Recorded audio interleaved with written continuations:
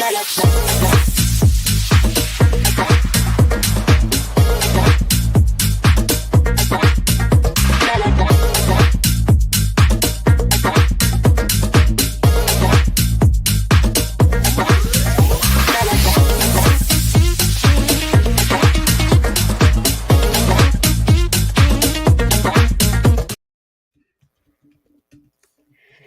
everyone, welcome to another episode of Geeking Out. I am your co-host for today, Ricky Z. You can find me at Ricky Z_social on Twix and Instagram, and Ricky_ZTV on TikTok. And my co-host today is Lucio. All right, I'm at Lucio Man or at LucioMan79 on a lot of stuff. I heard Twitter was down today, so Oh, well. and we're also here with Cadence.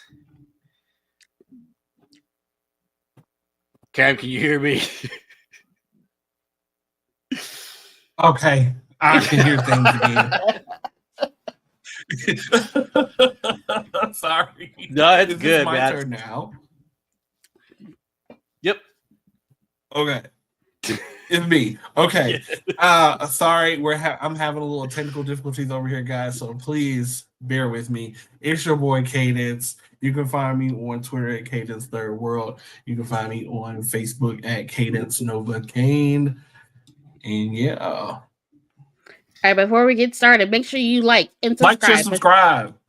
You know Push what buttons. to do. The bells. Yes. Push all the Yeah. buttons. You can find us on social media under WNM Geeking Out on YouTube and Instagram and Twitter, I believe, or just that's what we'll do. Either way, and also TikTok. Make sure you follow us and subscribe and do all the things.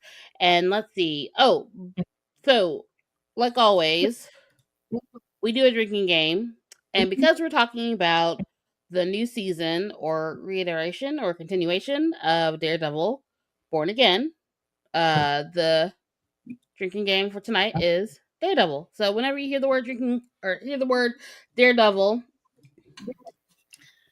you just have a drink of any sort. It doesn't necessarily have to be. And I've got myself a red. Yeah. I got myself a red cocktail in honor. Oh, of very Daredevil. nice. I like it. I have something red as well. I won't say what it is, but it's also red. Yes. And so I will. It's Hawaiian Punch. Mm-hmm. Right. With lots of grapes.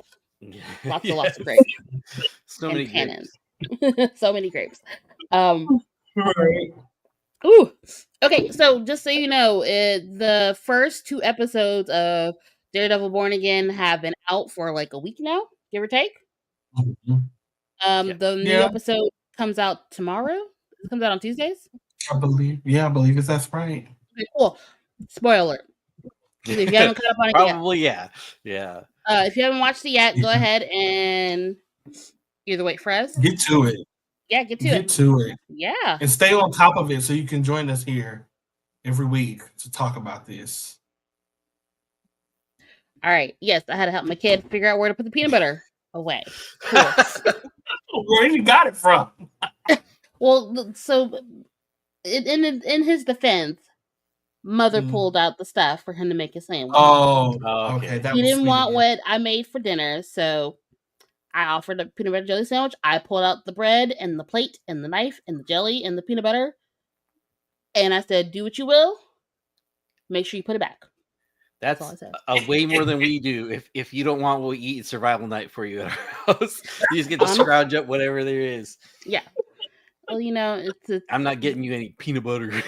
Well, also in his defense, he had been sick for like yeah, most of the weekend. So he had a stomach bug. So like Oh. his appetite hasn't been like back to where it normally is anyway. So you know That's what? My oldest. Even though I rushed to get home and make sure something was cooked and hot and ready to go, and he didn't want it. Whatever. It's fine. It's okay. Fine. It's okay.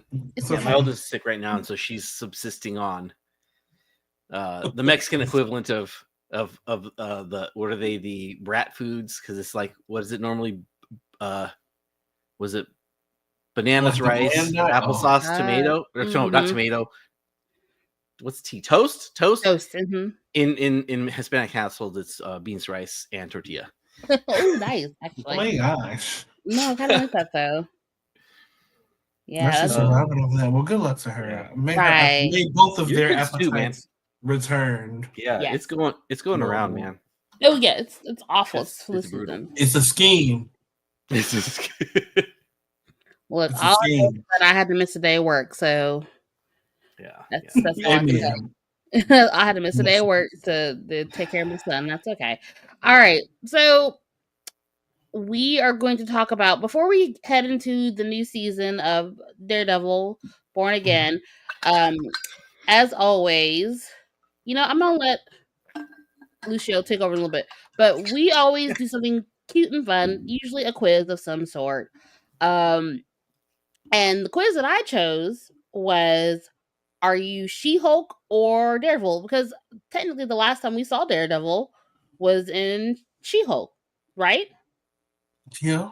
He was in an episode of She-Hulk. He was being a lawyer.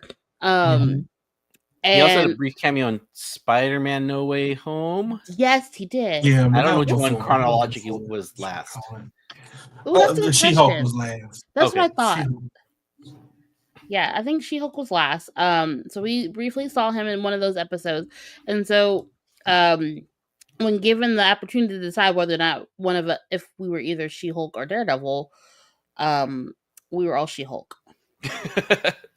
And they all and they both did the do. So. Was it the same text for all of them? Literally. Oh wow. Okay. Well, literally. Okay. I mean, this is like when we all get last time was like everyone got telepathy or everyone got super speed. Something like that. Yeah. Like, are we all the same person? Are y'all are y'all spying on me when I take these quizzes? No. I chose like a complete. I didn't think I was gonna get She-Hulk, but I didn't know. I was just choosing the answers that I resonated with. But I was like, really? Okay, right. sure. Right, exactly. And so here's my thing though. So we took like 2 more quizzes and we didn't fare much better this time around. So here we go. I know. So which Daredevil character will we be? So Cadence, you're Karen Page. You're a conflicted person who's trying to do what is right. You may not have had a great childhood, but you still try to help people in need. You're not afraid to stand up for those who can't and pepper spray people in the face or shoot them. Thank you for taking this quiz and hope you're happy with your results. Yeah, I would. Yeah, I resonate. I feel that. Even though she does get on my nerves in the show for sure. Okay, so go ahead and get ready to drink, y'all. Get ready to drink. Yes. I'm Matt Murdock. You got Matt Murdock. Yes, come on. Yeah. You're a righteous person who will do anything for justice. You may be a little conflicted with who you are or what your mission is, but that just makes your story better. Hang out with friends and can tell. You love hanging out with friends and can tell a good joke. You're a hard worker, but sometimes secluded. You are most likely an introvert, yes, who would like nothing but to stay at home and read or watch YouTube. Doom scroll in this case for me, or with something on in the background, and prefer the finer things in life. I do love a good bottle of wine. Don't forsake your role as Hell's Kitchen's protector. Thank you for your service. Yeah. Or taking the quiz, whichever one. So yes, I am Matt Murdock, aka Daredevil. And then here we go. Lucio. Hey, come on. I find it funny that you guys are both Karen Page. Come on, Lucio. I thought it was going to be a Foggy Nelson. That would have been a great outcome if that were true. Yeah. We see that's why Tomas should be here, so hopefully he would be a different person. Right, he can balance us out, but At the right. All right, so it's then watch he would have got Wilson Fisk. He always get a villain. Oh my goodness, he would. Okay, so thank you, Cam, because you found 2 other quizzes. So this one and another one that we could take to make up for the fact that we all got She-Hulk. And This one is, what would Matt Murdock think of you? Which I feel like my answer makes sense considering that I ended up with Matt Murdock as my result from my other quiz. All right, so for Lucio, he respects you as an acquaintance. Matt appreciates you as a person, though he keeps a professional distance from you. He thinks you're kind and doesn't mind being around you at all. Maybe in the future you can become friends. Okay. All right. Lucio, gotcha. Caden, he's mystified by you, which is weird because you guys both got Karen Page. Right. All right, can you read yours, Caden? Oh yeah, absolutely. Matt doesn't get you. Either you're a confusing person or you just don't make yourself quite clear. Either way, he doesn't know what to think of you and will probably keep an eye on you just in case, you end up being a threat to Hell's Kitchen. And that's fine. Yeah. But I think I'm a very clear individual. But yes, I can be mysterious as well. So rightfully so, you should be mystified by me. I'm a mystifying person. All right, and then I got the same thing with you. So maybe we're right. So maybe we're too similar to be friends. To get vast differences. Right. Like, oh, we're the same. We might want to just. There's too many of us at the same time. Like the Spider-Man meme pointing at each other. Yes, for sure. So same thing. We're an acquaintance. Yes, and that's fine. I don't think I really necessarily care about Matt Murdock enough. So, I mean, I'd rather be on his good side. And that's fine. His problem-solving skills are mostly punching. I prefer not to get my butt kicked. Okay, preferably, honestly. So yeah, that was our quiz results. So, Lucio. Yes. Go ahead and tell us what are the rules of Hell's Kitchen. Okay, so I watched like all of Daredevil in like 2 weeks, maybe all of the first 3 seasons, and there's just some things that I was like, when you consume something too much, you're like, okay, these things are irritating to me. So these are all the rules that I kind of like, tongue-in-cheek kind of goofy rules here. So my rule number 1 is just actually literally has to do with Disney Plus. So rule number 1 was, do you want to skip the intro? No. There's a button to press, but we're still going to make you watch 20 seconds of goofy Daredevil and part of the opening credits. There was no actually skipping. When you're watching all of them in a row, you're like, I got to get through this. No. You still got to watch part of the opening credits. I was like, why did you do this? Just give me the splash screen and go. Rule number 2, Matt Murdock is Catholic. He's more Catholic than he's blind. Heck, he's more Catholic than he's Matt Murdock. Don't worry, they'll remind you subtly. Matt will be sitting in front of a church talking to priests about religious dogma or Lent or praying while he's also eating a bowl of Jesus-O's. I can't not tell you how many times he, like the first 6 or 8 episodes, there's at least one reference to him being Catholic. That maybe that's also why we're acquaintances, because I'm Episcopalian. So like it's Catholic light. So like we kind of get it, but like also we're not really close. I'm Catholic. And I was like, this is a lot of Catholic. This is a lot of Catholicism. Well, that's a huge part of Matt Murdock's stick in general. Yeah, exactly. And it was one of the things that was really interesting is that one of his goals is to not like, he has the Batman thing. He doesn't want to kill anyone. He will beat the living crap out of you, though. We see how that goes. Yeah. We'll get into those things. Oh man. All right. Rule number 3. Rule number 3. Everyone should listen to Foggy. No one ever does. Just across the board, Foggy is constantly correct. Until recently. Yeah. Spoiler alert. I was really sad about that, but we'll talk about that soon. Like I was actually sad about that. I was devastated. Yeah. Fulton Reed. but also in the first 10 minutes. Shoot. Yeah. He's the best character in Mighty Ducks. Okay. Rule 4. Rule 4. Rule number 4. Remember that cool scene that happened during the daytime? No, you don't.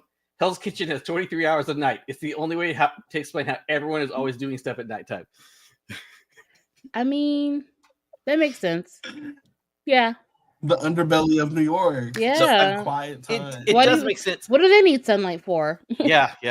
I mean, and only when we're going to court, when we're doing investigation light. Look, all inside.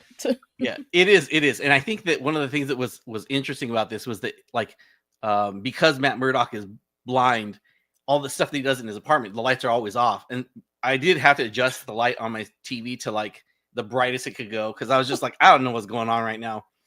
But that's also a Netflix issue too, quite honestly. It's so, but I kind of like it because it kind of gives you. It's a cool way to bring you into his world and kind of get, like, even when they highlight him using, like, his radar or his sense of just smell or taste or, like, the sensations, like, they do a great job of conveying that to the audience. So I kind of like that. And then because when it happened, I was like, why are the lights off? I was like, I guess it don't matter to him because it's always dark. Yeah. So on Scream Kings, they did an episode watching Hard Eyes with Christy from In Love with Horror and Mr. and Mrs. Evil, Tyrone and Jaleesa. And Jaleesa was mentioning how, like, she liked, which movie was it? No, she really liked Interview with the Vampire because everything was literally happening at nighttime. Because she said she got migraines often when, like, the lights from the brightness of the screens and things. So, like, she was recording with her sunglasses on. So I wonder if she likes Daredevil with that because it's so dark. Yeah. So I mean, artistically though, like, it was very interesting that a lot of the stuff happens. I mean, de facto because he's Daredevil at night. Mm-hmm. But also kind of like an artistic thing when they're like, oh, we're bringing all this stuff to light. So in the last season, you have a lot of daytime scenes when they're like, oh, we're in the courtroom, we're doing this the right way, we're trying to bring justice, like, and all of a sudden we have our daytime scenes now, which was pretty interesting. It's like watching the last season of Game of Thrones. Rule number 5. No one goes to sleep. Beds exist only for recovering from wounds. The only way to sleep is to be drugged, choked out, or if you have had such an ass whooping that you fall unconscious. That sounds about right. Yeah. I was very annoyed with. I get annoyed when he gets injured, especially at this point. But we can get into that later too. Y'all, why didn't y'all tell me that? I mean, mention it now because he like. Because I specifically want to talk about the first episode, so I'm gonna save it. Yeah, it's rough. What are we on? 6? 6. Speaking of night, yes. Did you ever go to the library for shadow puppet shows? Well, I hope you love those because every fight is done in silhouette, just a bunch of shadows punching and kicking each other. Who's winning the fight? No clue. Who did that cool flip? Probably Daredevil, unless it was Daredevil flipping someone else. Which guy just got punched 600 times? Probably also Daredevil. That's a couple times y'all got a drink now. Mm-hmm. Look, I've been drinking my. I'm gonna finish this beverage before. You know what? First commercial. He doesn't go by Daredevil till like middle of season 2. Whoops, yo. Sorry. You're doing it on purpose. I'm already like almost done with my red thing, okay? Maybe we should have gone with Hell's Kitchen instead. Maybe. Let's see. Speaking of meetings, Rule 7: Daredevil's real power isn't super senses. It's that his insides return to goo in the first half of season 1, and somehow Matt Murdock is still alive.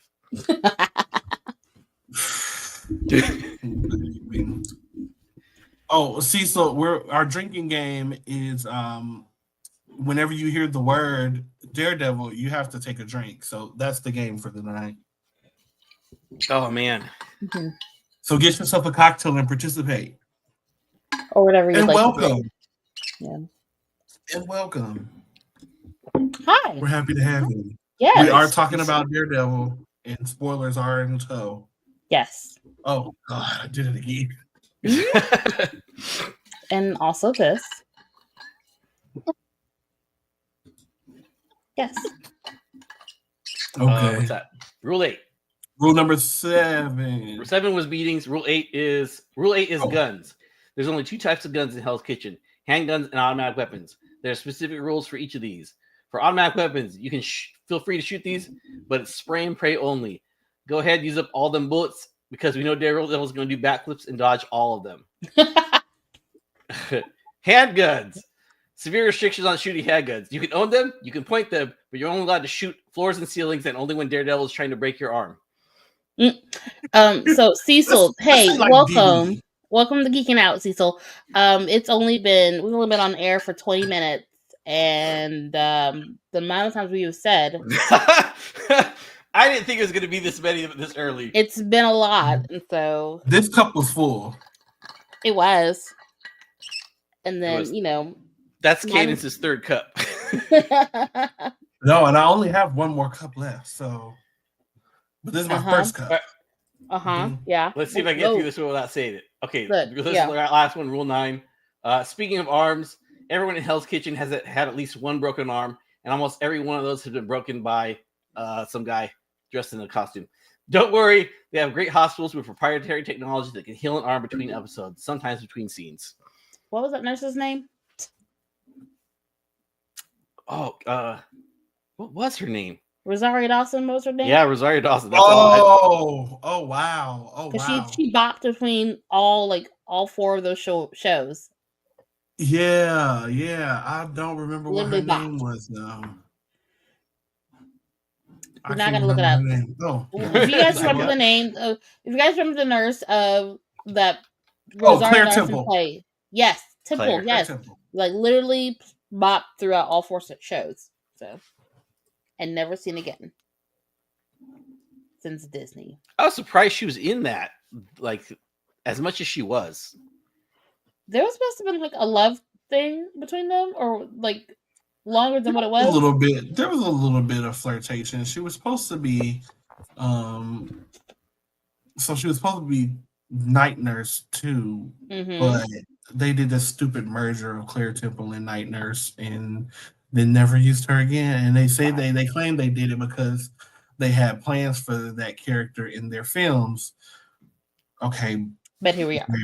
And how you should have just kept them both separate and just had the Night Nurse instead. Right. But anyway, yeah. Here we are. And that's okay. Yeah. There's the rules. 9 rules of Hell Kitchen that you have observed on your rewatch of the show, the series. Yeah.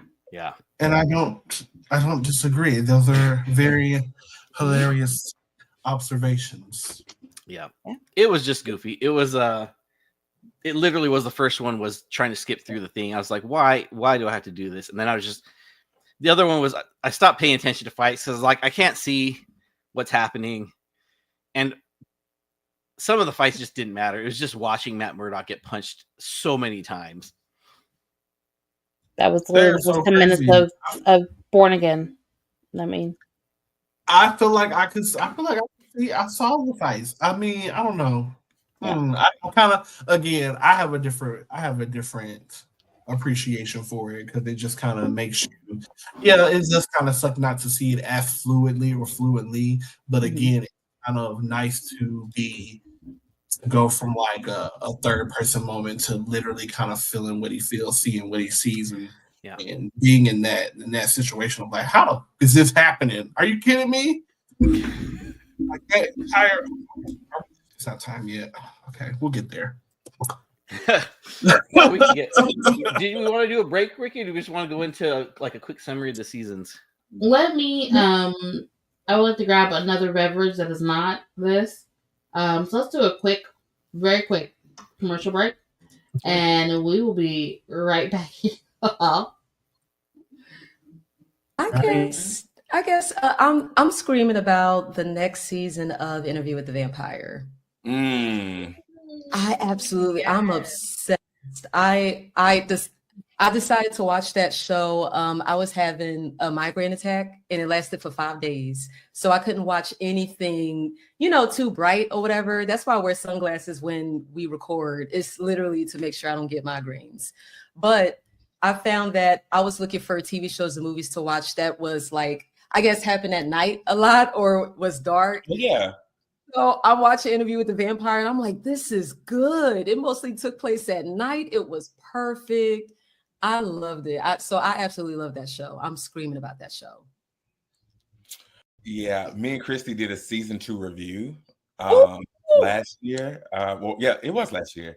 And when the Emmy season came around and no nominations, I was just like, I can't believe what TV people are now watching. I don't know. Some of the best performances I've seen on television ever. Yes. That part.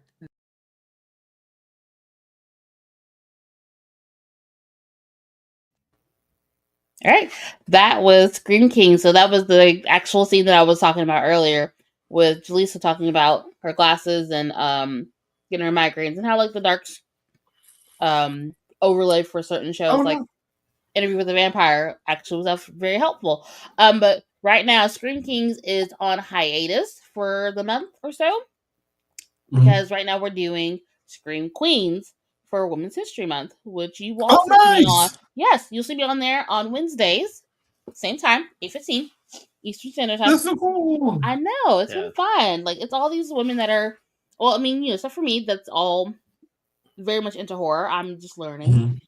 I'm a newbie. And so it's been nice to like talk and hang out with these ladies and learn from them. So it's been cool. But you can Make sure find y'all us, go support. please find our sister show, brother show, Scream Kings on YouTube. You said that's Wednesday 8 Eastern? Wednesday 8:15 Eastern. Cool. Yes, if you find the YouTube page for Whoa Nelly Media, you can follow all the shows. Mm-hmm. So do it. Do it, please. So, like I said, I needed to go ahead and grab me a drink that was not my drink, so I can make it through the evening. So I'm gonna let Lucio take over. We're gonna do a quick little overview of the first 3 seasons of, get ready, Daredevil.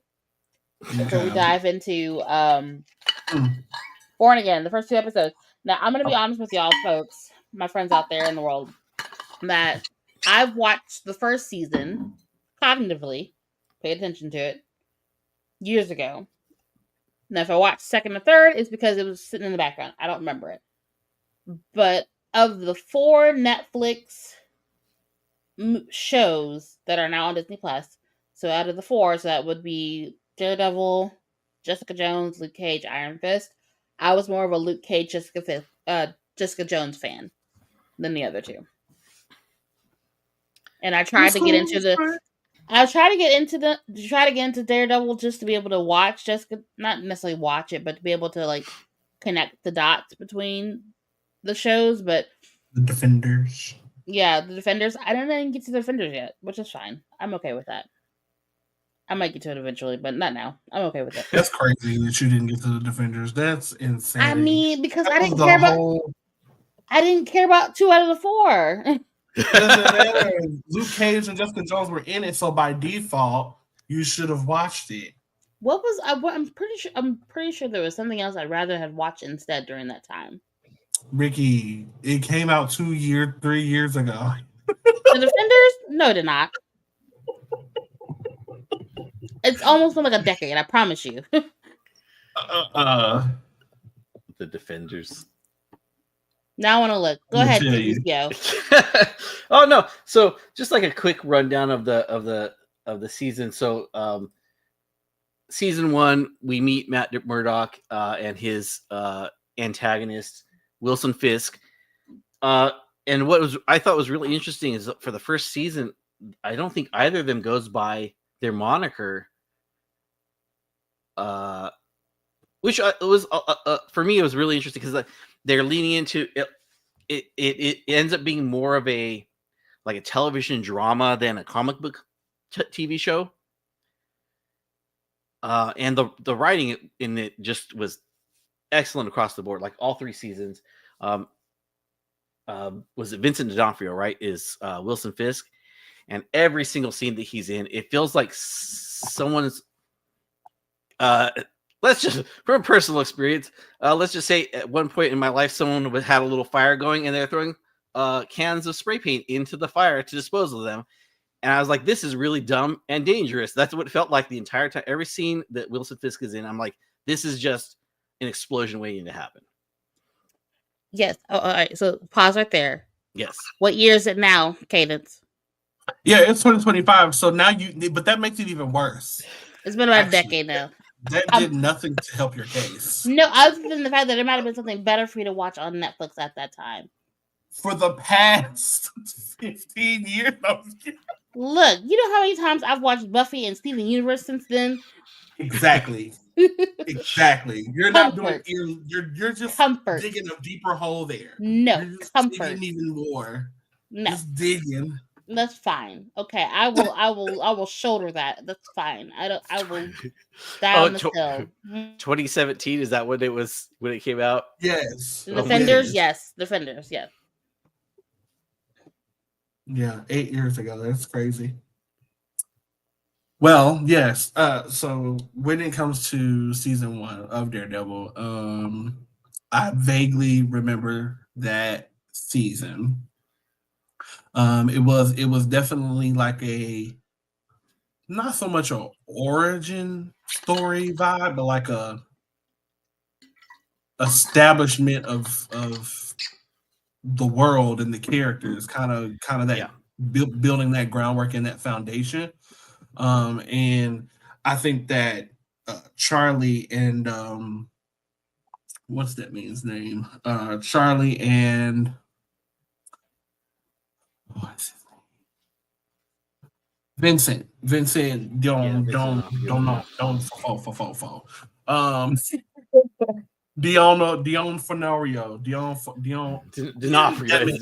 Yeah. Mr. Fizz. I think they add a very they were great. They were great casting, honestly. They add a lot of context and complexity to their respective characters. Especially this iteration of Fisk.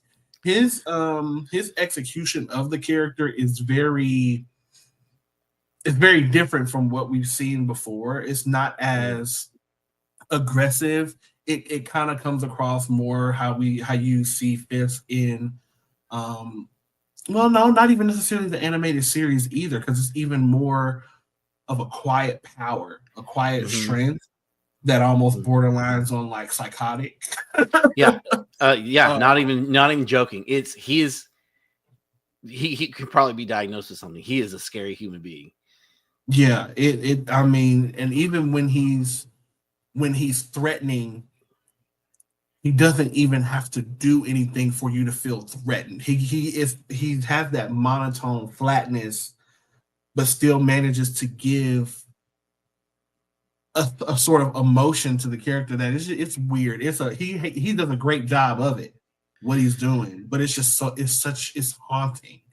It's haunting to be like when he threatened. I can only think more recently of the guy in the new episode, the commissioner, when he threatened him like so casually and so effortlessly, and then and I mean tone barely ever an inflection. Didn't have to do too much. It's weird, but oh my god, it's such a great iteration of that character on a screen. Yeah. I mean, even down to the way that Wilson Fisk speaks, because he does the thing where he's like, yes, and I will. It's like very paced, like you're on his time. Yeah. Yeah. And then even the way his character approached falling in love with his wife, it's just so weird. It's weird. It's creepy. Yes. Yeah. It's so weird to see the dynamic and the fact that but she actually loved him, and it's insane. It's so insane, but it's so interesting and so captivating to watch. Yeah, Yeah, he's definitely the most interesting of the characters in the series for me is William. So we continue. Yeah, no, he's a, and so for me, the thing that I thought was, because I think when he first meets Vanessa, he's looking at that painting, right? Was it Rabbit in a Snowstorm or whatever it is? Just this blank wall. And that was like the most horrifying thing to realize, like, oh, this is him like being like revisiting the punishment his dad gave him the day that he murdered his dad. And that season actually ends with him like in jail. And that's the very first thing that he does. He's like, I'm going to stare at this wall again. I'm like, this is just, all you're doing is making him worse. Like you're just providing him fuel for his own fire. This is a scary, scary person. Yeah, and it's interesting to find out that his wife is just as scary. Craziness. Yeah. Crazy. Yeah. Because at first you're like, oh, she's just a woman who's weirdly attracted to power. Like it's uncomfortable at first, but then what is it? I think season 3, I think it is, when she's like, oh, I'm going to be in on the family business kind of thing. And she issues some orders. You're like, oh no, she's as bad as he is. Yeah. Yeah, it's crazy. And to think that he was able to find her in such an unconventional way. Like, how you having a meet cute and you a villain? Like, what is that? What is it? What is that? And when it comes to Charlie Cox's depiction of Matt Murdock, his characterization of them, I think he does a phenomenal job as well. I mean, he really provides you with that duality and that conflicting like spirit, even though this season I'm actually like, we should really be past this by now. So I think it's time to just be all in. But he's still I would agree, considering like the distance between the end of season 3, airing season 3, and like what we are now, and like it's time has passed.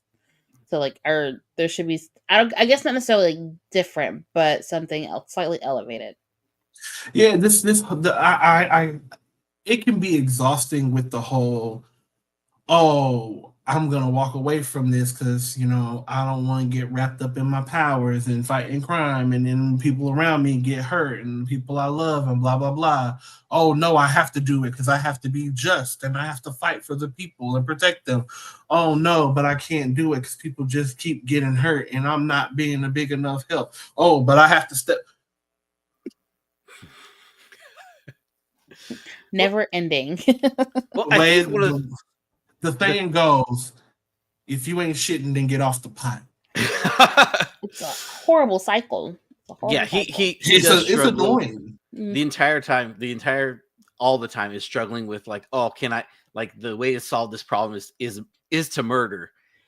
But I think to the end, like his two friends, who's it, Karen Page and Foggy Nelson, Fulton Reed from Mighty Ducks. Foggy Nelson is as much as Foggy seems to be like, oh, I'm the person that's like wants to do this job for money. I want to be a lawyer for money. He kind of is the most grounding thing for Matt Murdock. Mm. And then Karen Page also like weighs in on that a lot of times when he's like, oh, I'm gonna do it. Like she's like, that's gonna break who you are. You can't come back from that. And we find out later, like she's had her own personal history. Like she's responsible for the death of a family member. But again, I come to that place. It's time to get over it. It's really time to get over it. He has to do what he has to do. He has certain abilities, and he's able to solve crimes and do the things that he does to try and protect the city from corruption, and fight it on the other side. He fights for both sides. He'll fight it out in the courtroom, and he's gonna fight it out in your face on the streets. You up here doing shady stuff, corruption with the police force, doing all this shady business. You're gonna go down. You're gonna go down because you're not gonna keep continuing to ruin this neighborhood. And it's like, I would rather see the version of that where it's like, yeah, it's day and night. You kind of get that when you think back to the comic book version of Daredevil. Yeah, he has his issues where his personal life sometimes suffers or what have you, but after he has his big moment of whether he almost dies or actually dies, depending on what you're looking at, what you're reading, or when somebody else close to him dies, then it's like that snap. So maybe this is supposed to be that snap that defines the moment where he is able to reconcile both sides of him and then just move accordingly. And we won't have to deal with this particular plot point because it gets irritating. Yeah, it really some of the things like if you just killed this guy, it'd be done. And okay, we're not there yet. You wait. So real quick, I did want to bring up from the first and I think second season that guy Turk, who's like the gun runner. Mm-hmm. He like every single it's like something happens. Matt Murdock shows up and he harasses Turk and breaks his arm like 6 times in the first and second season. This guy's just like running from people all the time. I feel so bad for this character. Like he's a bad guy, right? But it's like, come on, man. Like you don't even have to this is harassment at this point. He needs information, and he's still doing foul stuff. You don't want to get beat up. Don't be doing foul stuff. That's the name of the thing. Matt Murdock's go-to is like break your arm, then ask the question. Yeah, because he got to show you that he's not for play because you don't want to play games. You think Turk doesn't know that at this point, though? If I was Turk, I'd just be like, "Here's my email." So, question. So, like, the more that I'm like recall watching, and like the little bits that I know. So, is Daredevil more like Batman than Iron Man is? Absolutely. Okay. Yeah, they're like street level in the sense of their style of vigilanteism. Mm-hmm.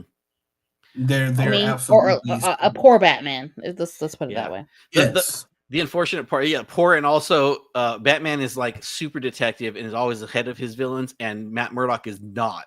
Yeah, he's typically this version he's behind a lot. Yeah. But he's more reactive than he is proactive. Yeah. Mm-hmm. I mean, again, more to the Wilson Fisk stuff is like he's just kind of like a criminal mastermind and just is always like several steps ahead of everyone. Mm-hmm. Yeah, he's just that intelligent. I can't wait till he becomes a Spider-Man adversary. That's going to be so interesting. And I hope that they do it. They really should do it. I really need them. I've always wondered, like, why hasn't it not gotten to that point yet? Because he's been around in several things now, a while now. I'm hoping that with the positioning of what's going on right now in Born Again, that opens the door, because I want to say that's when you really start to get more Spider-Man. I mean, even when you think of the animated series, yes, he was a criminal mastermind, but when he started getting more involved with inner workings of the city and the government, is when you really started to see him and Spider-Man kind of go at it more in the show. I'm surprised, like you saw him first, not necessarily saw him first, but you saw him more involved with Spider-Man and Into the Spider-Verse than like MCU Spider-Man. Yeah. At this point.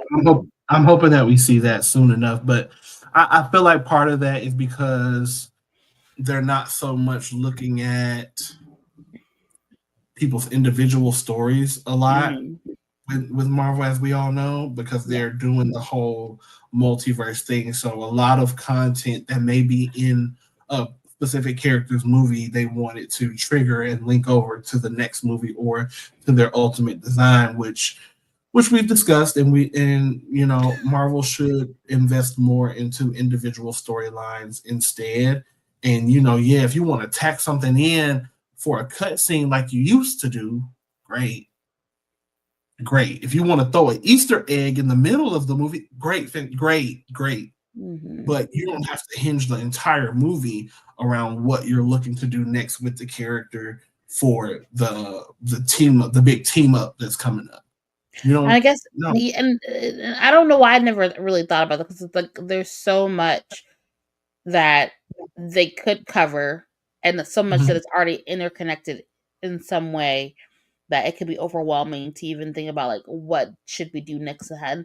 Do we need to bring this character in, and how do we bring this character in, and what's their connection to not only this character but maybe the other character that we want to involve them in, and that's I think it's a lot. It's too much, honestly. I mean, but it doesn't have to be. I mean, It doesn't have to be, but that's kind of what they've been doing for the last however long. we almost got the Sinister Six with the last movie. I don't think we got the entire team. Mm-hmm. But we almost got Sinister Six, and I know that was supposed to be a Spider-Man movie too. But yeah, I mean, they really should just start to focus when they have individual characters. They should still give them their individual movies and not so much focus on, again, the big team up movie. Yeah. They do need to revamp the way that they introduce certain characters and then kind of determine from there. But if you're telling me that you are giving someone a headline movie, then it needs to be theirs. And you can put Easter eggs and you can put a cut scene in or what have you, or you can find some way to tie that in at the end, but stop trying to set the whole movie around this is what we're leading up to. I think because like going on a Marvel rant, because this is kind of what we're doing right now, because of the fact that oh god, what was I thinking? Because with the first couple phases, like I know for me as a introductory like Marvel fan, I wasn't necessarily looking for all the connections until they started connecting until we started seeing the more larger ensemble films. And so because prior to that, they all were like individual character stories. Iron Man had his set stuff, what some people put in here and there. Thor had his set stuff, little things put in here and there. And so with maybe the exception of Captain America, honestly, maybe. I think his first movie was, I mean, barring the fact that he's connected to the Starks through the Super Serum program, I think that, like his largely the first movie at least was a very standalone. Even like the Hulk was very much like very standalone, even though we don't talk about it. But like so like but now there's that expectation because we've had the Avengers and Endgame and Infinity Wars and things like that. Like because we've had that big climactic like whole group, whole universe type of situation. It's been a struggle to divest from that and start from scratch all over again. Because that's not the expectation anymore. The expectation is how do all these individual characters connect to the overall arch of the story? What is the overall arch of the story first? And then how do all these individual characters connect to that story? Yeah. We haven't been able to, like, to really break away from that idea. Yeah, the comic books for we're mostly like, oh, this is just this character, and this is just this character. And every now and then you get the little blip that's like, see, X-Men 321 for whatever this piece of the story is, right? Where they cross-reference between the things. And then it was like a big deal when it's like, oh, we got a X-Men, whatever crossover, X-Men Spider-Man crossover, or whatever it is. X-Men versus Avengers. Yeah, whatever. But it's a big deal. Like this is now it's expectation. It's just like everyone's the there all the time. The crossover is the expectation. Yeah. And again, they want to ride that wave, but I really think it's time for them to kind of start to move away from that wave. I think they were trying to in some aspects when they started with like Agatha and Loki and them in some sort, but no, because all they had in mind when they was doing those is new Avenger stuff. Yes, but there were certain projects where it could be a solely like individual project, but because they sprinkled in some of those overarching stories, and there is the art expectation of like these things are supposed to be connected to all these other things because they're connected to the previous situation, the previous story arc. in some way, or this is the result of that previous story arc, then you can't. It's hard to separate those things. If that makes sense. Perhaps. I don't know. Perhaps. I feel like they can do it because they did it before, and we already know we ended a set of phases, and we've now moved on. But we'll see what happens. We're on a journey. I think of what they're capable of doing and what their expectations are what's the struggle, the conflict. But okay, yes. 2 and 3. Season 2 is Punisher and Elektra. It starts with I think it was the Irish mob getting shot to death. And they think it's a whole army. It turns out it's just one man. It's one man. It's like a boogeyman. It is kind of that, like they show Matt Murdock's foils, like, oh, if you go all the way the other way, it's like, oh, killing is the only solution. Like, this is Punisher.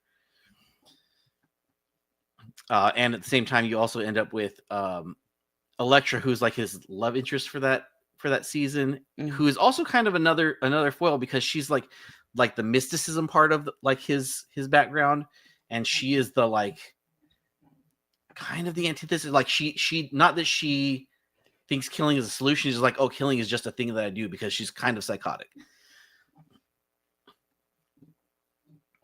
Oh, well. You okay? I'm like, uh-oh. Yam's breaking stuff. I am breaking this. Yes, it was interesting to get to see the introduction of Punisher. I've never been a huge fan of his, but it was they were creative in the way that they were able to kind of bring him over, because I think he did have his own series too. I forgot about that. He did have his own series. Yeah, and I think it was the exact same character. And I think it only went on for one season. And I mean, it was good. It was very action packed. And we all know his whole thing is vengeance and blah blah blah.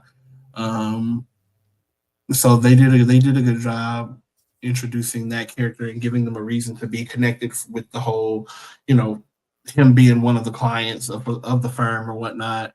And then Elektra.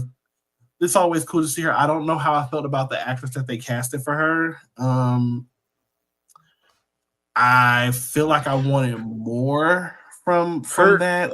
She made a very, like, when she would smile, like she did this smile that was very uncomfortable, where she's like, there's literally a moment like she slit someone's throat. She's like, "This is me. Is this okay?" And it's like, "Oh, you're a broken person. Oh, something's wrong with you." Well, yeah, I mean, she's from, so she was from a clan of sorts where she was, taught the skills that she learned and used as a weapon. So I mean, it makes perfect sense how she is the way she is. Yes. And seeing their dynamic romantically, I can't say that I fully bought into it. And again, I think it just had to do with the execution of the actress. I probably would have to rewatch to be sure, but I can't remember being captivated by her and really like saying like, "Oh, this is Elektra. This is a bad bitch right here." Like she's out here, she's doing the thing. I don't think she had that presence for me. Yeah, it was a little creepy, but it was like serial killer creepy. Yeah, it wasn't like hardened assassin. No, a little bit messed up creepy. Yeah, but it was. Oh, go ahead. I know. I think she does mention that she killed someone just to, like, the first time she killed someone was just to see if she could do it. Like, yeah, that's not a normal person reaction. I think that her presence there for a lot of that season is she's like kind of like a physical manifestation of temptation for Matt Murdock, where it's like, because he has that discussion that season where it's like he's talking to the priest, and the priest is like, are you trying to not kill someone, or are you looking for permission to kill someone?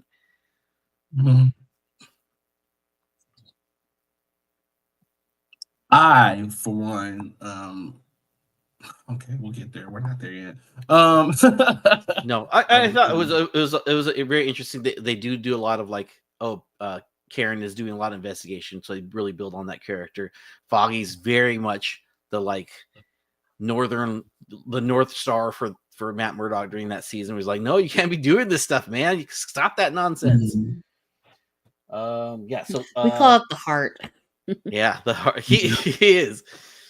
And it's very interesting because I mean when you think about how Elektra is and how Punisher is, and that's kind of like the theme for that season, just kind of realizing and struggling with the desire to be brutal and to just do what you need to do to get it done, versus him battling with his friends. To your point, like the whole Foggy and Karen route, like there was a lot of tension because of the entire dynamic. Just, he's looking at, again, his double life. He's looking at it from the side of the people who are in the world that he's in, on when he's fighting crime and beating people up and doing what he got to do to get answers.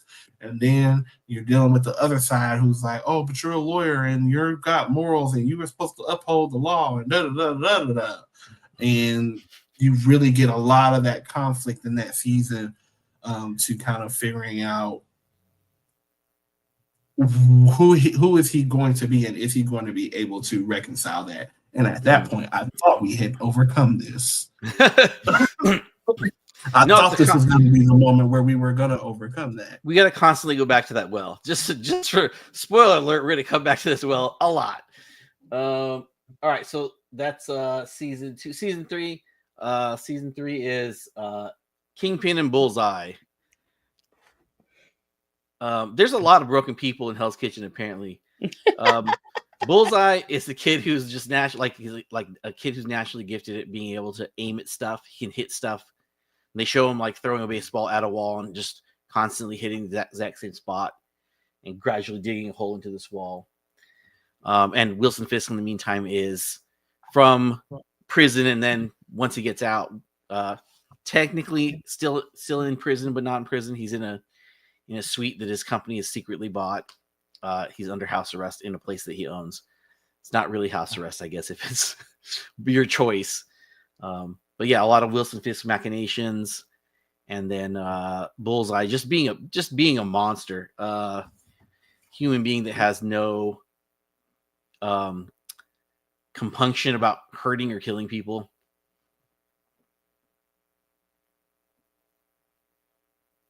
Which, okay, and I always thought it was really kind of a cheaty thing to give a blind superhero a villain who cannot miss. Is pretty messed up. When you put it that way, yes. That is kind of crazy. I was never really a fan of Bullseye, so I was always rooting whenever he fought Daredevil. I'm like, please beat his ass. His ass. Show him that he can miss. Yeah, I mean, he deflects he deflects some of the daggers and staplers and snow globes and whatever Bullseye throws at him. But he is okay. So what was the Captain America? What's the one with where you see Sam gets the shield for the first time? What's that? The TV series? Captain America and the Winter Soldier. Oh, Falcon and the Winter Soldier. That one. Yeah, well, no, because he got it at the end game. Mm-hmm. Yeah, but he turns it back in at the start. So anyway, the first time you see that other guy who as Captain America, when they like do the pan up, and it's like, oh, John this Walker. Is some other guy, and you're like, I hate that guy. Like the guy, all he does is like smile at the screen. You're like, I hate this human being. That's an awful person. I already know something's wrong. That's the feeling I got from that guy, which is, I mean, the guy who plays Bullseye, it's exactly what they're going for, right? It's like, oh, this guy who's got this like smarmy smile. You're like, oh, this guy's weird and greasy and gross. I don't like this person. Like, great casting. The guy plays the role spectacularly. Mm-hmm. Yeah. Yeah. Okay. I think that I think the key about that one, Even though I hated that he made a reappearance, but whatever. We'll talk about that in a moment. Yeah, can't wait to get to that. Yeah, I think the biggest thing in this one was again just kind of diving back into the Fisk dynamic and him falling in love, and you're kind of like, so wait a minute here, like, is he redeemable? Is he about to fall in love and then like really try to be a good guy and do the right thing? And it's interesting to kind of see that journey kind of teeter on that element of like, maybe I am, but guess what? I'm not. Like, I'm trying to win her over. I'm trying to make things right and make sure like I allow her to love me and blah blah blah, and then I don't want her to see this side of me, and it's just it's an interesting season to watch, and I barely remember Bullseye even in it, to be honest. He's in it a lot. He's in it a lot. He is, but it is a lot of dark scenes with him throwing. Like you can never see what he's throwing at people. It's like, oh, that person died. It was probably something sharp. It was.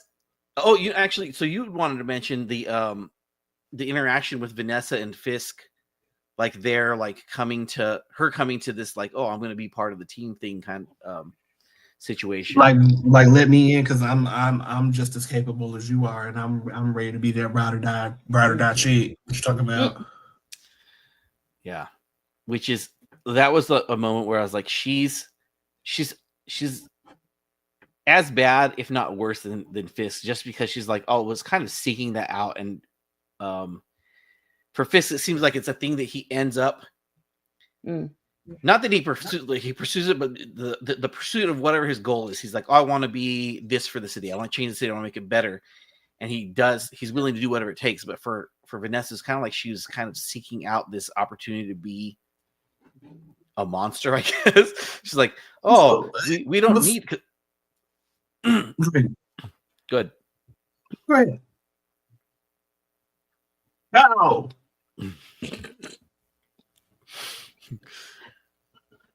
Continue. Oh, okay. So because she has that moment where she's like, "Oh, I'm going to." Sorry, we're like both trying to be too polite.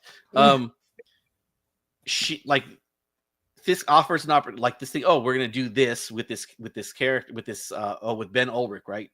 Oh, we're gonna do this thing. And she's like the one who issues the orders, like, oh, but what does he know? Oh, everything. Okay, then maybe the solution is a murder. And so they send out Bullseye to go take care of this nonsense. Yeah, I think when it comes to her, it was that whole, she wanted to make sure he stayed the person that she knew him that she discovered he was, because he got that ass beat so bad that he had to spend some time healing and trying to get up out that jail. So it was like she was not able to have that access to him, but still like, I can hold it down out here. I just need you to come back to me the same way that you left, and then it was gonna be like, yeah, like look what I did. But now the dynamic is interesting now that they have reunited, and some other things have transpired while he was away. So she's really not as ride or die as we all may have thought. Yeah. So, just to wrap up season 3. Season 3 ends with a big fight between Daredevil and Wilson Fisk and Bullseye, which is like, why did you call Daredevil? Insinuates like he does things to get Bullseye in that space, and he didn't need to. Like he gets him there to start the fight with Fisk, and then has to fight both of them at once. Like, why did you do this to yourself, man? Yeah, because I can't remember at what point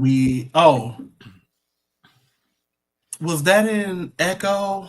I can't remember what point he became like impervious, like not impervious, but like almost impervious, almost invulnerable. Who? and Bullseye? like super strong Kingpin.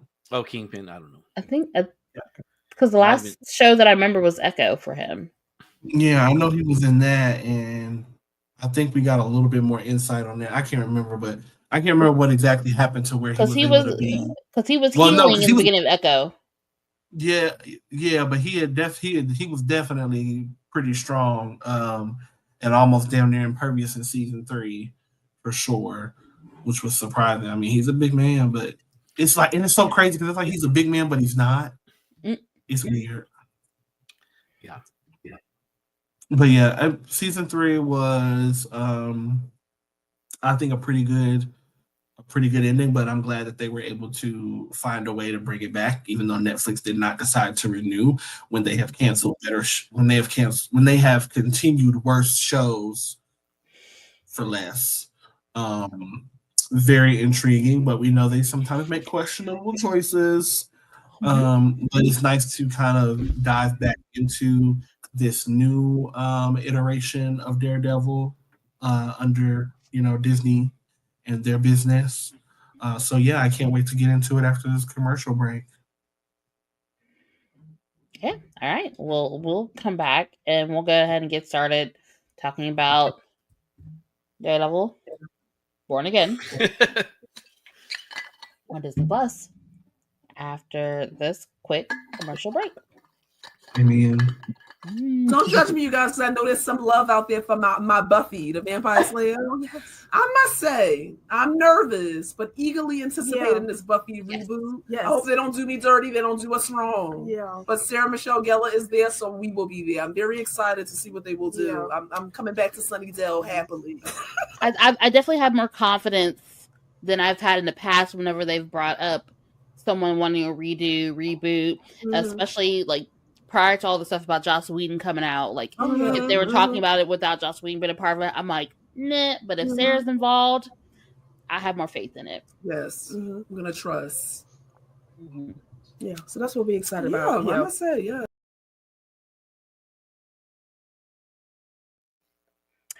And that is a clip from the very first episode of Scream Queens, which is on air in place of Scream Kings on Wednesdays this month of March, Women's History Month, on Wednesdays 8:15 p.m. on YouTube. And come join us. So the first episode we talked about Final Girls, of course. Final Girls and Scream Queens, of course. You got to talk about them. And then Absolutely. of course, we mentioned the news about the reboot of Buffy, which, excited about. Next, this Wednesday, we're talking about Black women in literature. Especially nice. Yes, especially about fantasy and horror and that, but definitely Black women in literature. That's really cool. Y'all gonna be talking about Children of Blood and Bone and all that jazz? We actually are. So like I actually had to I need to catch up a little bit more because I started listening to the audiobook, which I'm really excited about. So yes, we are actually talking about that. Yeah, I'm excited to see that movie. Yes, it's I'm really intrigued by the casting right now. But casting's fantastic. I'm excited. That book had humongous buzz when it came out. It was really, really exciting. There's I need to read it. I need to go ahead and read it. There's quite a few Black fantasy stories that have hit the mainstream that I'm like really have enjoyed and getting into in the last couple of years. So like I've been wanting to at least read this one, but I've had the audio book sitting in my library for the longest time. So this has been a great opportunity to go ahead and press play. And my wife's apparently read it. I did not know. I bought it for her birthday one year. I totally forgot. Now she bought so many books you can't remember. She has a lot of books. I have a lot of board games. She has a lot of books. She has so many books. Don't even know. It's so awesome that y'all have your gifts just automatically known. I'm just gonna get him an interesting board game, and you're like, I'm just gonna get her an interesting book, and we'll all be happy. She does not know that there's a 3-book what is it, like fairy looter, like one of those companies that makes like the fancy versions of books, where it's got like the coloring on the spine or the art or different art. Yeah. So I bought her favorite author, whose name I'm forgetting right now, but they're sitting in my daughter's closet right now, waiting for her birthday next month. Oh no, actually in 5 days. Her birthday's in 5 days. Happy birthday, Jackie! Oh, Spoiler alert! Spoiler! Talk about a spoiler alert. That's that. I'll just not remind her to watch this until after. Right. You tell her, oh no, it was postponed. I ordered them like 2 years ago or something like that, because that's like that's the lead time you need That's how on long these. it took. Yeah, they just came like last month. I think they finally showed up. I'm such a sap. Like they told me that, so it's not like they said, "Oh, it's gonna be here." Like they showed up when they're supposed to. It was me planning ahead.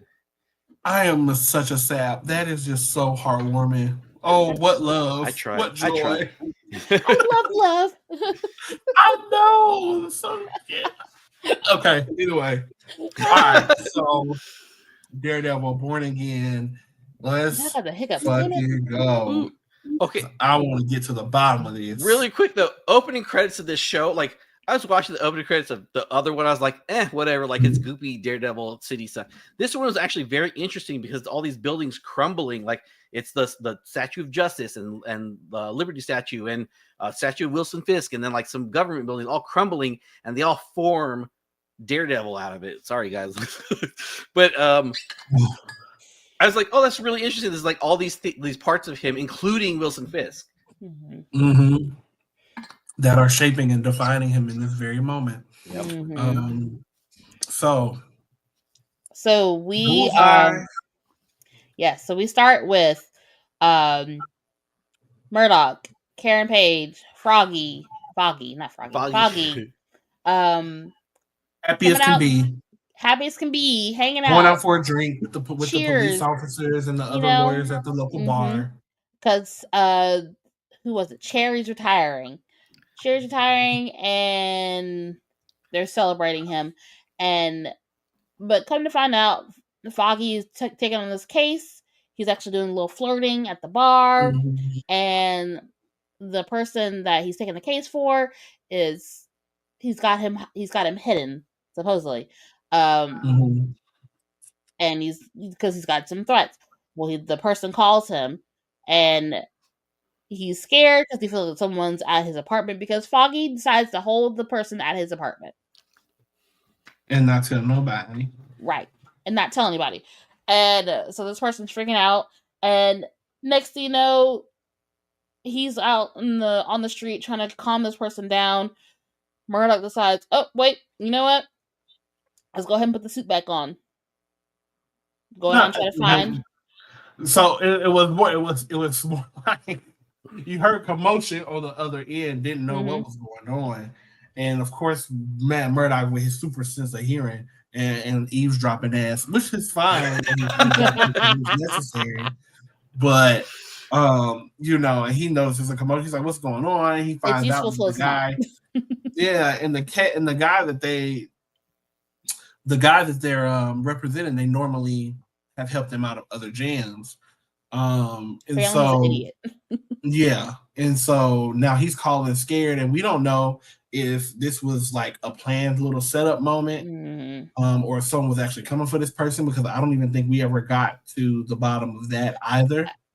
I think the question is whether, like, how intricate was this plan? Who was really fully involved? Was it just kind of found Bullseye because or was it Bullseye under the orders of yeah.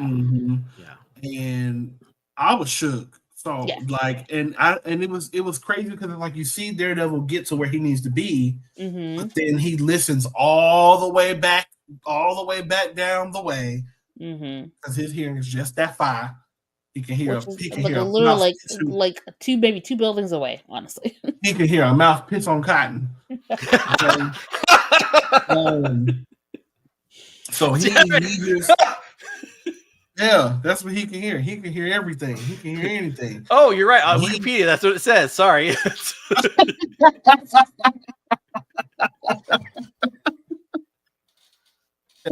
a fact. He can hear a mouse piss on cotton. Yeah.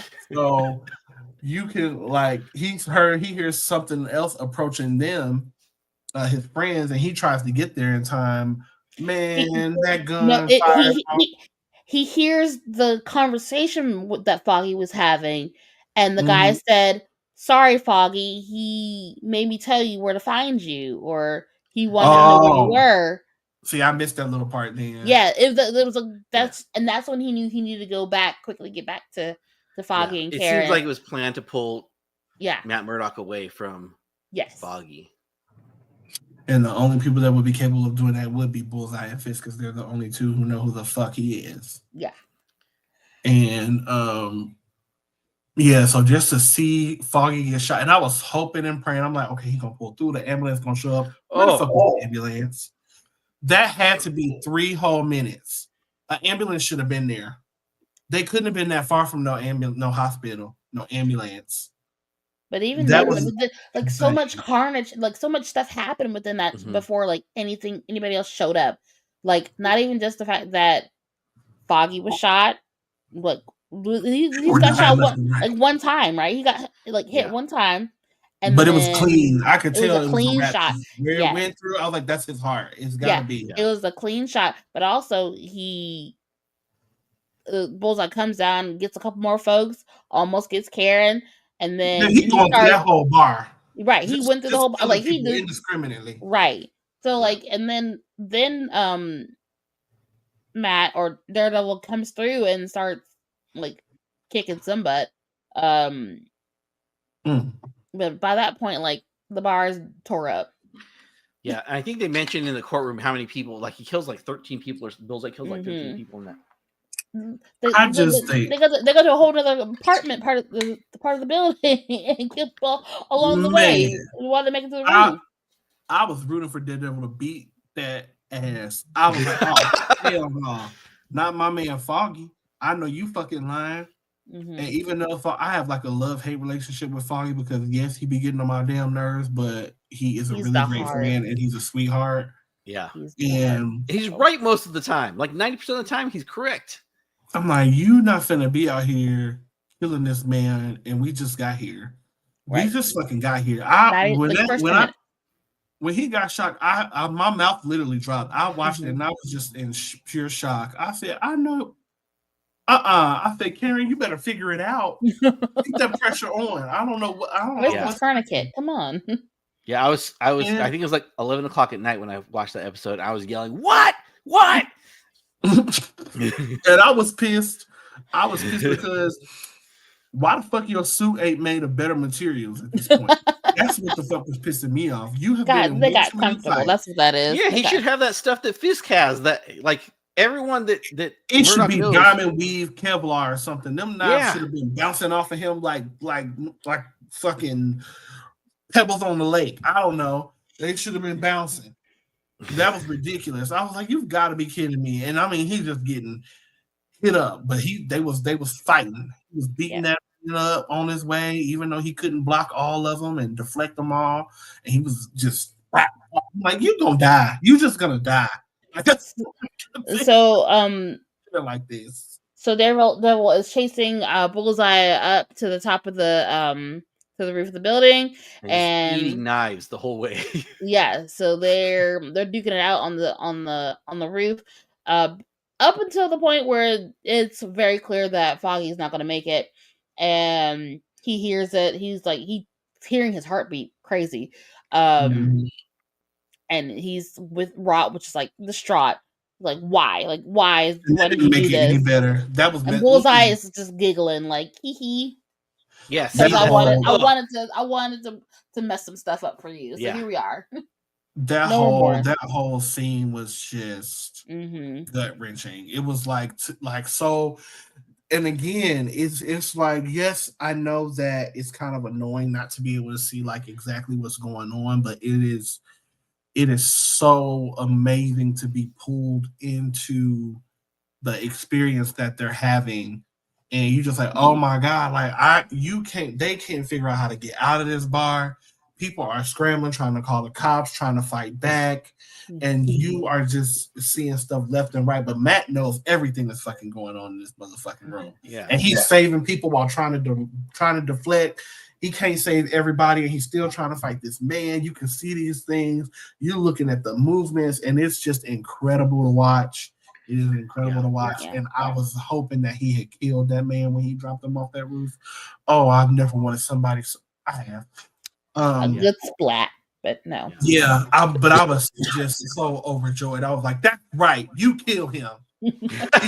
But he's very much alive still. So we pissed me off. So the next scene later on. So this is after. Real quick, Ricky, is that? I think that's the pre-credit scene, though, isn't it? Isn't that like the stinger? So it's like, oh, we killed Foggy right at the start, right? And now we gonna jump to 1 year later. Now it's on. Now the show's starting. Right. And so by this point now we have the trial finally. We have the trial, Bullseye's sentence, clearly not showing any remorse. Murdoch hasn't spoken to Karen in a while. She's moved on, she's moved away, and that's been a big thing. She's always been annoying. So the attorney that was working for the DA's office that Foggy was flirting with before he was killed is working with Murdoch now. And then we see Frisk come back. His lady love has been running things for him, and he kind of steps back in, and next thing you know, he's back in control. But he's not necessarily in control because he doesn't want to be. He doesn't want it, but also he's running for mayor. And she's like, "Well, I buttoned everything up tight, so nothing can be traced back with you, back to you." And she legitimately did, which shows just how much of a bad bitch she was at the time that he was gone. But it is a double because it somewhat reminded me of Scandal, that first season where the thing is like the last episode of the first season where you see where Olivia meets Fitz for the first time and why Olivia was needed. So you have Frisk and Fitz in this case, and they have their wives, but their wives aren't necessarily like fully engaged. Like you can tell there's some kind of not necessarily a rift, but like they're not fully engaged. Like there's like voters would want them to be, but neither here nor there. There's reasons for that because she can't be too involved because she's running shit on the side. So there's that, but we see a couple new characters that are helping him on this campaign, and lo and behold, dude wins. He's mayor.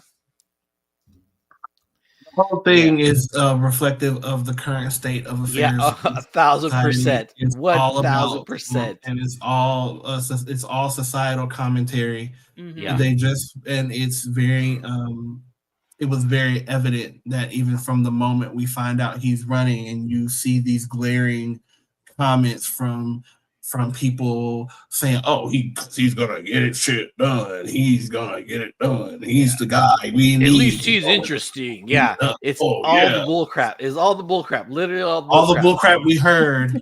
Yeah, multiple times. Right. Who would vote for a felon? And the bullcrap that we're still hearing to this day. I mean, the fact that a criminal, a convicted criminal. Impossible, right? Office.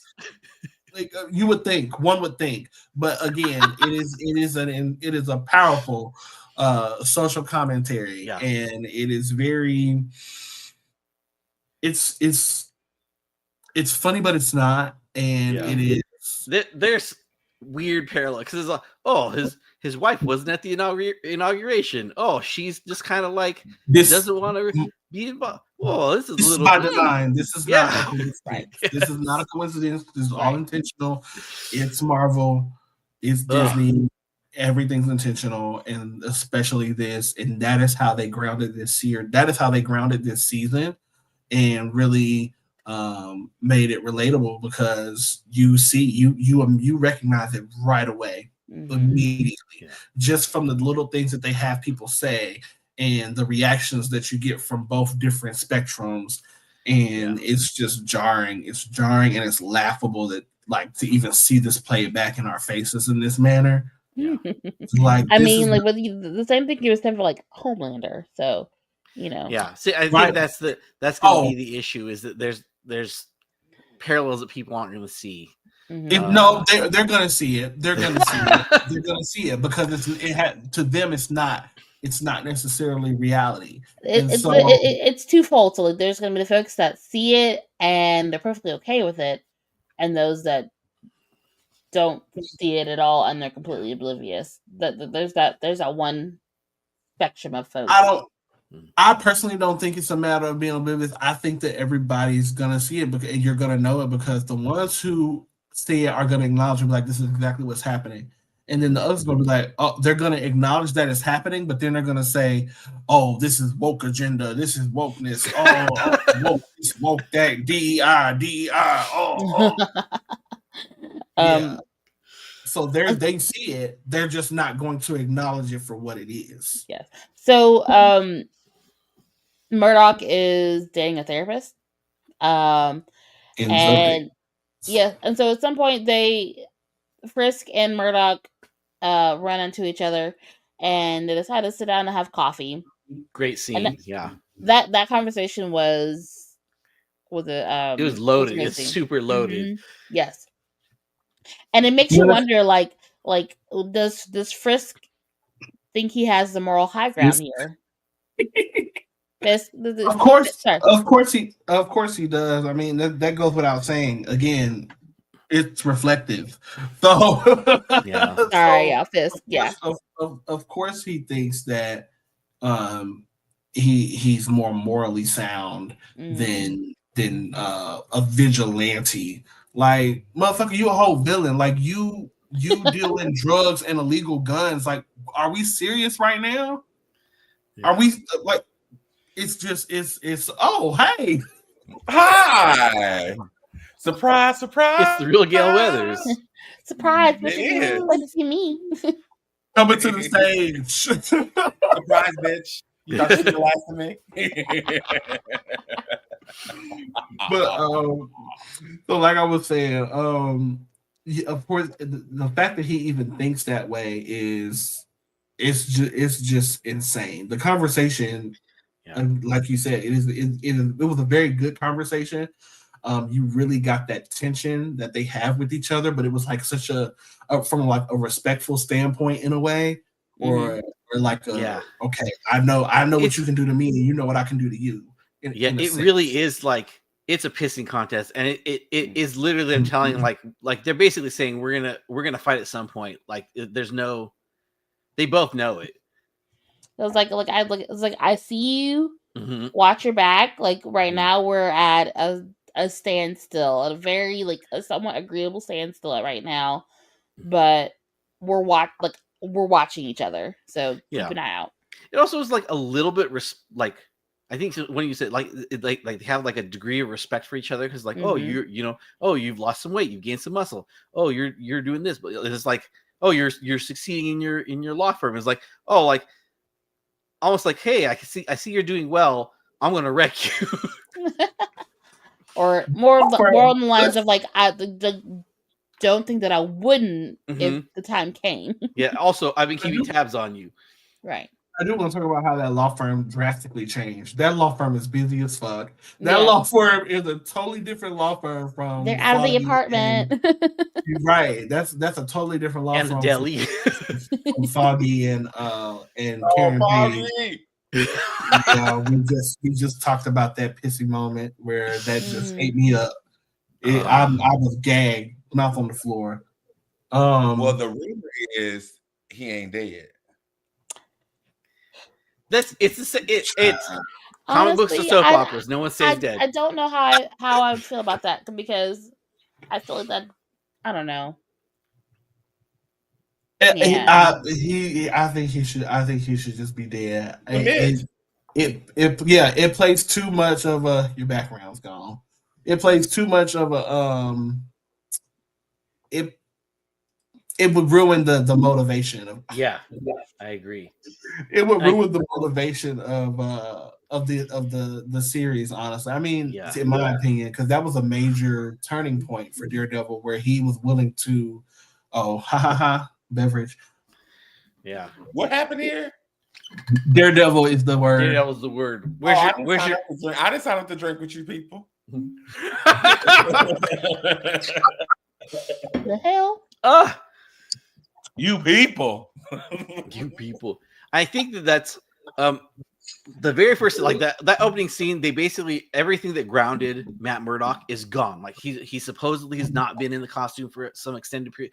Supposedly he got in there real quick. He knew right where it was. All those things that grounded him are gone. Karen is in San Francisco and Foggy's dead. Like, yeah. Her being in San Francisco pissed me off because I'm like, you reverted to a weak ass bitch again. I see, like, to sit up here and then say to him, "You didn't talk to me for a whole 3 months. I lost a friend too." Okay, we get that, but you know how he deals with grief. Like, if you were his friend and you know the mentality of the things that he's dealt with and the experience that he literally had, you have to give some sort of a fucking like understanding to that. You sat up here and you ran away and decided, oh, you ain't talked to me for 3 months. So when you finally ready to talk to me, guess what? I'm not talking to you. Childish. You know. Well, that's what she does though. She runs away. She ran away from her childhood thing too. She ran away from her childhood town. Yeah, she's a runner. She's a runner. She's a track star. I just find it really weird that you rewrote them into the script to remove them from the script. Instead of using them in the show. It's just really weird to me. And I could be biting my tongue later by saying this, but still like a waste. They look good though. Yeah. They were so happy and then they're not. Yeah. They did such a great job of like making you like, oh, look at the game. Everyone's doing great. Together. Everyone's happy. You're doing great, sweetie. Like, plus five, Karen. Yeah. But the thing is, as soon as they said, "Oh, Cherry's retiring," I was like, "No, he's not. No, he's not. This is where it goes bad." Yeah, no one gets to retire. Doing something different. Yeah, no one's retiring. It's something awful's going to happen right now. Yeah, he's going to find out my identity, and he's coming to the firm. So, yeah, which is what we see happen in episode 2 of this season. Yeah, he's going to be my investigator because what you talking about? Yeah. Did anyone else think her choice to not turn around when the body dropped behind her was weird? I thought, I get it. I totally get it. But I was just like, girl, turn around. He's dead already. Might as well see who else is dead. Yeah, I think. Well, he's dead eventually. I think that. But I feel like she was really hoping. I feel like she was hoping so bad. Like, please don't be Matt too. I know what she was thinking. I get it. I know what she was like that. Yeah. Don't be my baby daddy. Please don't be my baby. But I think that she realizes that it doesn't matter who's on the ground behind her. It's bad. Like regardless of what happens, like like either he's dead or he's crossed the line, which means that he's dead anyway. That the whole thing was very traumatic shit. Yeah. It was like a very traumatic 5 minutes. But again, it was so well acted. It was so well shot. It was just so many different things that were going on that really made you connect with that moment. Even from how he was like, he goes from literally fighting this man to still trying to keep up with the status of his best friend. Yeah. And then when he realizes that it's too late, like he's still holding this man and he's in the middle of grieving, holding the person who did it while this mother just chuckling. Very heavy. Yeah. And it's like 700 knives in him. He's just like a pincushion too. He has so many knives in him when that happens. And that's again, you already know that annoys me how often he gets injured and he's just like, okay, you need to have a better. Oh yeah, sure. He meditates. He meditates and he's all good. No. we need him to have better suit by now. Suit material. It needs to be diamond weave Kevlar. Wait, I don't know, but they don't have to give him glasses like little Parker. The designer from She-Hulk. Right. The designer from She-Hulk. He don't have Tony Stark to design his ass some glasses or a fucking suit, okay? Excuse my language. The designer from She-Hulk. He didn't have Wakanda. That's what it was. He didn't have Wakanda. What's that woman from Incredibles? Oh, he needs Edna Mode. He needs Edna Mode. You are Elastigirl. But I mean, overall, the 2 episodes that we see from seeing Fisk and his wife end up in therapy by the end of episode 2, and just the way that things are planned out, I do feel like Fisk has planned something to try and expose Matt Murdock as Daredevil. I do feel like that is the driving force of this season, because he's doing things that are just so strategic that you cannot ignore them. Like having his guy even get them to be the therapist, having her sign that an additional NDA, and she don't like, and Matt is just now starting to like kind of like her and vibe with her. Like he's playing a dangerous game, and it almost makes you feel like, yes, he is the one that had Foggy dead, even though he sat there at that lunch table and said, I had not nothing to do with that. Yeah, like I promised. to do with the death of your friend. But you know what was also funny? When he stuck at that pothole. Ooh, it is such a horrible parallel. Oh my God. And when he's stuck at that pothole and he gets out of the car and he's like, yo, let's fill this pothole. Let's make it happen. And everybody, and then you have people just like, oh my God, he's getting done. Oh, I'm like, ew. It just makes you think about. It's not hard to fill in a pothole. Like, no, that's severe The structural current damage to that road. That needs to be fixed. That needs to be repaired. That's not just filled in with. Immediately. But he makes it like, oh, he just shifted the entire economy, which goes back to what we deal with in this current state of affairs. So, overall thoughts of Daredevil Born Again. First 2 episodes. I can go first because mine is short and sweet. Okay. I was bored. I kept falling asleep. I hope it gets better. It's not better than the original series on Netflix. Okay. I mean, like, granted, I'm watching I'm watching them at nighttime for myself, so I'm gonna fall asleep at some point. I made it to the first episode. I enjoyed it. Probably halfway through the second one, and I rewatched them again. Still, it's fine. But also, like, I didn't necessarily care for Daredevil in the first place. I said this earlier to mine. Like I said, I cared for more Jessica Jones and Luke Cage than I did for Daredevil and Iron Fist. So they're getting ready to do this whole grounds level superhero thing with Spider-Man and Daredevil and all them, getting ready for the big stuff. We get what's about to happen, sure. I mean, sure, I'll watch it. It's fine, whatever. Yeah, but yeah, I'm gonna watch it. I hope it gets better, and I'm rooting for this because I like the original show. I'm rooting for it to be better. I'm not just being hard on it. I want it to be great. Yeah. I think Timon's wrong. I think it's the greatest show. No, I'm just kidding. I really did enjoy it. I think that the thing that they did well, like that opening scene was super strong, and that scene where they're talking in the diner was great, super actually. strong. The opening was wonderful. Yeah. I think that they did spend two hours setting up the rest of the next however many episodes it's supposed to be. Okay, well, what I enjoyed it. I enjoyed it. Like 3 episodes, 4 episodes out of how many? 8. So yeah. Well, they did 13 the first. How many episodes? That's Netflix though. This is Disney Plus. True. Okay, yeah, it's gonna be 8. It's probably gonna be 8, right? So that's a quarter of it done. Said, Lucio, when you have limited amount of episodes, you cannot drop the ball. Yeah. Well, so I think. I wonder if they're trying to slow burn this, which I'm fine with. Like they had some really strong scenes in there. The writing was good. Mm-hmm. I'm just waiting to see what happens. Yeah. So we'll give them one more episode, and then 4th, you better kick it into gear. Please. Well, my opinion is starkly different from all of yous. That's fine. I thoroughly enjoyed the first 2 episodes. Tomato. Don't care. All right. I think it did a great job of just highlighting. And what I enjoyed most about it, honestly, is the writing, the having the art reflect the times is always a way to pull me in, for one, because it immediately makes it relatable, and it immediately kind of makes you feel more a part of that world. So I love how immersive the show is on its own. I love that it does stand alone in this current moment.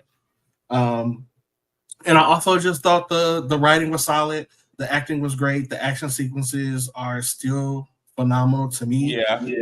I know people have their gripes about being able to see the action or whatnot, but I love being able to connect more with the character of Daredevil. Take a sip. Uh-huh. I love being able to.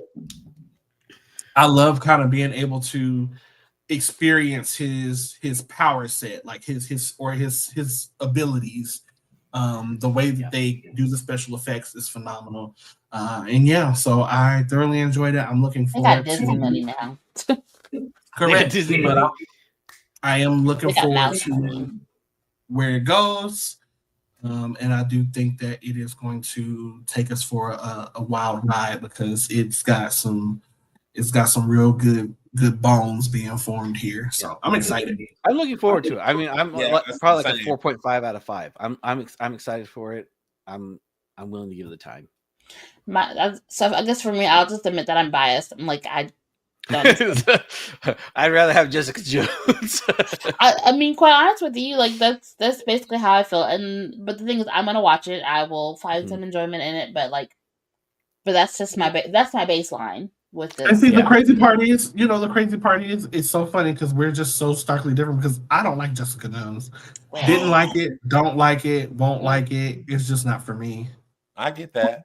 It's That's basically fine. Baked the Vampire Slayer in her own show, so I get that. It's just not for me. I don't understand. I don't understand her purpose at this moment. I didn't understand her purpose for her getting her own show to begin with at all. Honestly, she's not a popular character. I don't have a problem with non-popular characters getting shine. However, I just wasn't interested based off of what I read about her. She didn't give me my things. And trying to watch the show, it didn't catch me. I definitely could not. I wonder if that's just Sony having access to like B string.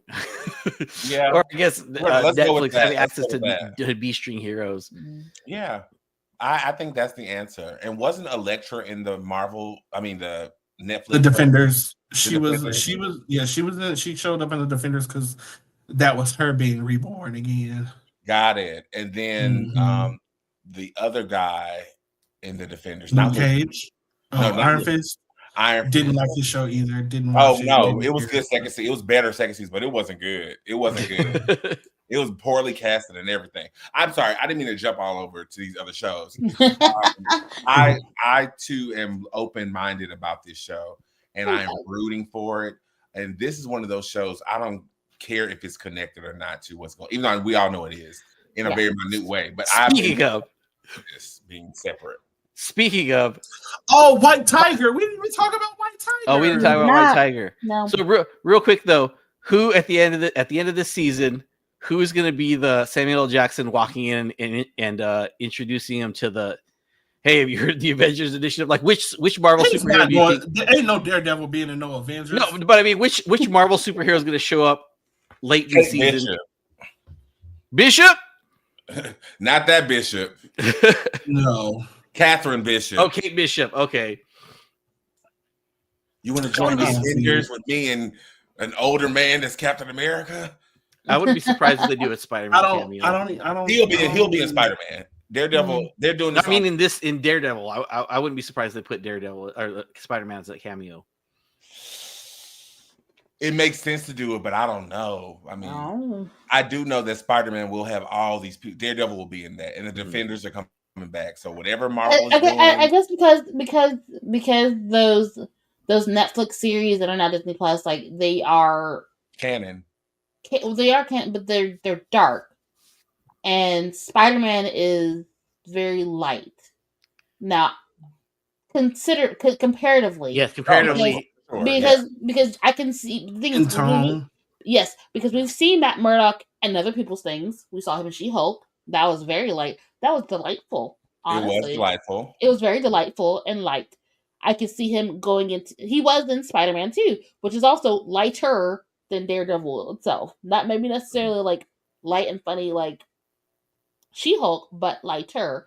So like I can see Murdoch going into the lighter things, not Yeah, necessarily things going into his that aren't necessarily coded dark. we'll If see you know him in what I one of those portal scenes at the final battle. mean. He'll be I there. was like, On your left. I can see him going into other people's spaces, but I don't see a lot of those light characters going into his. If that's what I mean. Yeah, there has to be a tonal change if you bring someone in like that. Like I It's can't just gonna be Daredevil and Deadpool. It's okay. I guys. can't We'll imagine see. Tom Holland going Ugh. over there. That Oh, It's little, gonna be a I Deadpool mean, Daredevil movie. Okay. oh, in okay. the I don't know comics, if I could deal with Peter that. Parker gets pretty dark in one of his runs. Yeah, when he goes through some things. So it's Multiverse. Okay, rumored this that is maybe the next plot point. We don't know, that's but the we know multiverse. they're all together. Jessica, Luke, Spider-Man, Daredevil. They're all in their own little Gotham City. Yeah, But let's not forget that Marvel is playing with tones, with darker tones for Across the board. a lot. Yes, that is a part of this phase. They've been playing with those Yeah. tones since WandaVision. yeah. Or no, I'm sorry, and then Multiverse of Madness and all of that. So Mhm. they've that's been my Definitely playing. then. Yeah. Yeah, they've been playing with these tones progressively, getting more gritty, more dark. Mhm. You know, because Very they're ground level. they're superheroes, but baby, they go through some shit, and you. I mean, don't have to Daredevil feel and it. Wolverine and Daredevil. Wolverine was definitely dropping F-bombs and doing all the things. Yeah. So we can appreciate that. And you're right, because Supernatural is one area they're getting deeper into. I think they announced Strange Academy may be coming out, if you're familiar with that, as a TV show. So they are. I think they postponed it. Oh, yikes. I wanted them to bring back Runaways. I wish they'd bring that back. What? Runaways. I enjoyed that one. They may get a portal scene. I really enjoyed it. But anyways, okay. They're gonna be in the Marvel Rivals movie. Period. No, but yeah, I mean, forgot there was a Cloak and Dagger show. Trash. It was. Was it? Oh, You and a lot of other people. Yeah. Did we do a geeking out today? What we're geeking out about? No, we didn't. We didn't. Okay. We did some couple. We I did didn't like want 3 to. I just want quizzes. to just ask. No, now we have to do it. No, what's everyone geeking out? Philip Coulson is rumored to be coming back into the mainstream MCU, which means that what are those people called? That group he's a part of? Oh, Shield. Shield, not Shield, right? Shield, Agents of Shield.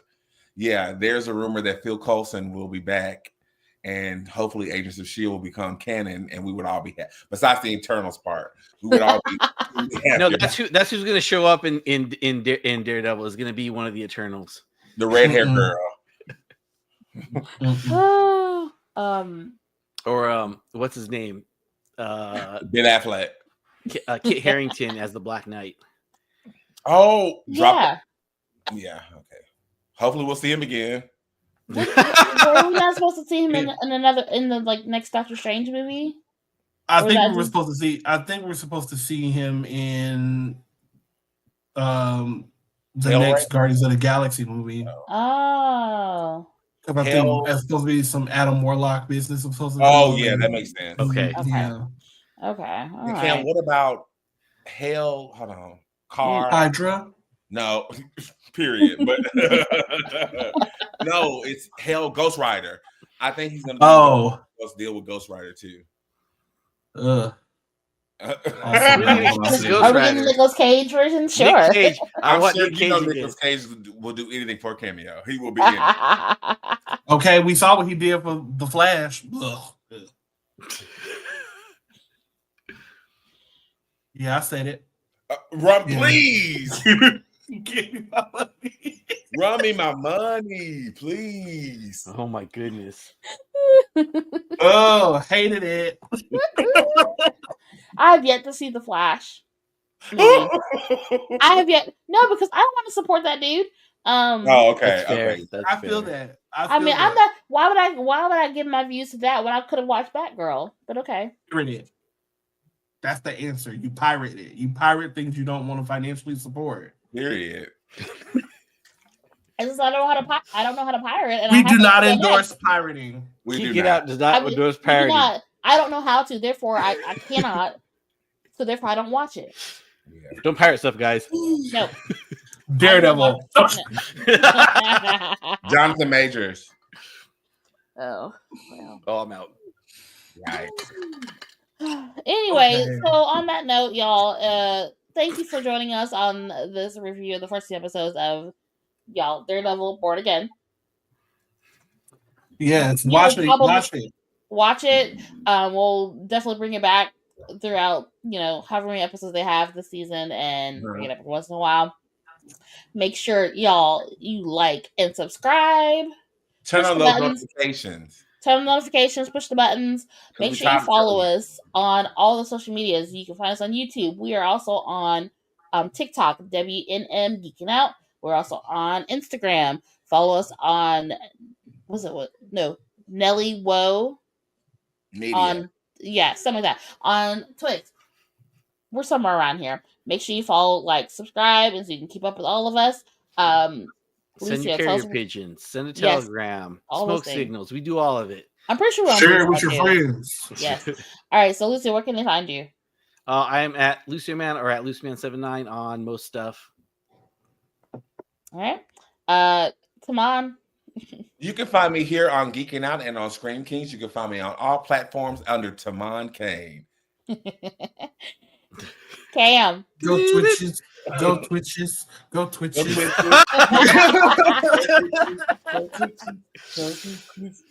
can find me on Twitter at Cadence Third World. You can find me on Facebook at Cadence Nova Kane. And yeah, that's where Instagram, you can find me at Nova_Kane. Good luck. I'm barely there, but I share stuff sometimes. Maybe. Oh, Sometime. yeah. If you're lucky.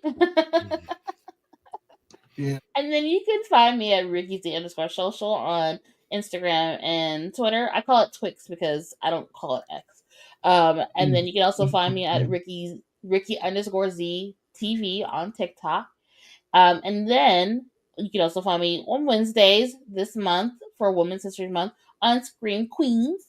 Yes, 8 p.m. Eastern Standard Time with all my new horror friends. They're so great. I love them. Wednesdays, 8 p.m. Eastern, right? Yes. Mhm. Yes. Scream Queens. Scream Queens. As well as behind the scenes on Scream Kings when we get back in session. All right. So I am Ricky Z. I am at LuciaMan. I'm Tamon Kane. And I'm Cadence. And we And are Geeking Out. Hey, we did it. All right. We did it, guys. Toodles. Good night, y'all. Take care.